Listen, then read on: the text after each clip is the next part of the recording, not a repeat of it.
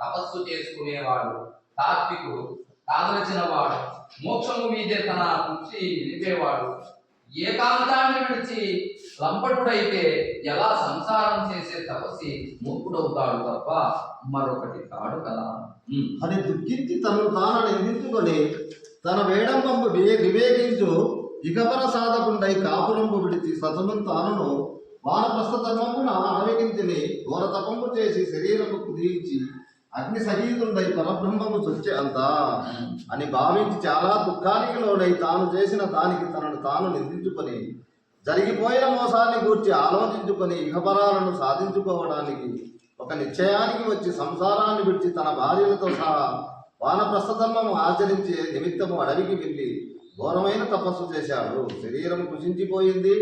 చివరకు యోగాగ్నికి ఆత్మాత్మన గావించి పరబ్రహ్మాన్ని చేరుకున్నాడు. సోమరి అంతటా మునిపతిని వనమున కలిగిన ఉన్నితలుతో నరిగి ప్రాణవల్లము గతింజనిరి వినుతాదు విలిని విడువక అనలుని దోసికలు నిలువగరిగిన వంగిన్.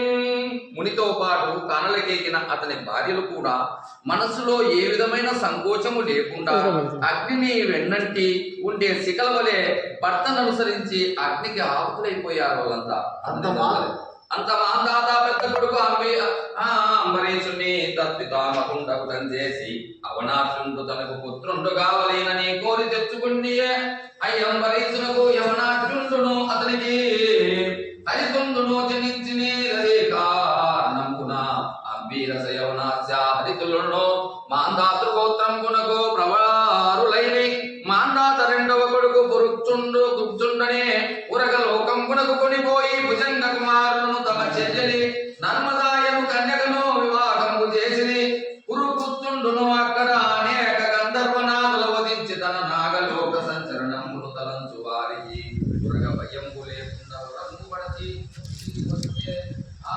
పురుషులతో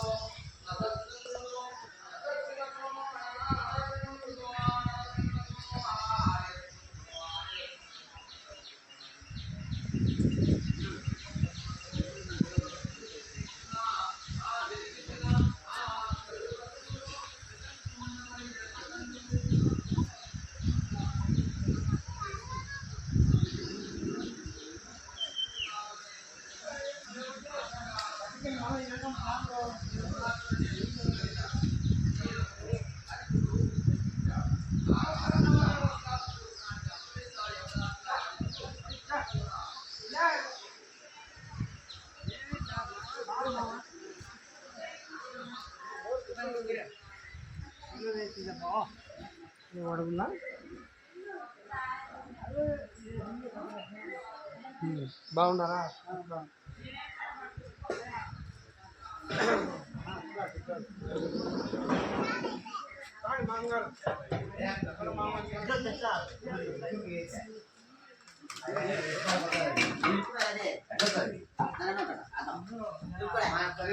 ప్రయత్నం చేయాలి మళ్ళా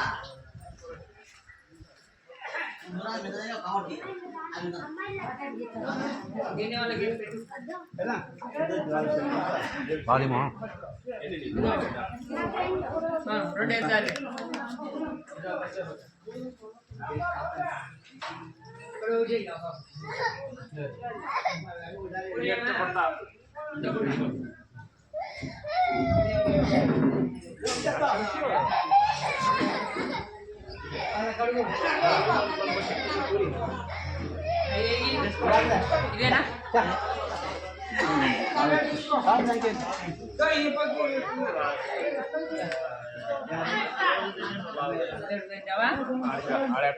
వెరీ గుడ్, వెరీ గుడ్.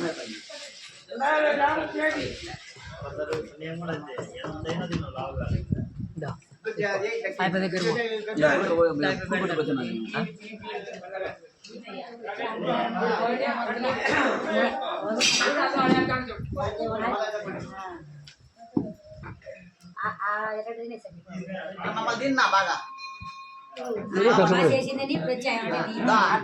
పదలు వచ్చింది, మరదలు మరదలు నేను అత్తను అత్త ఏమో అత్త అక్కడే రాక వచ్చినా నన్నది అని చెప్పి అట్లా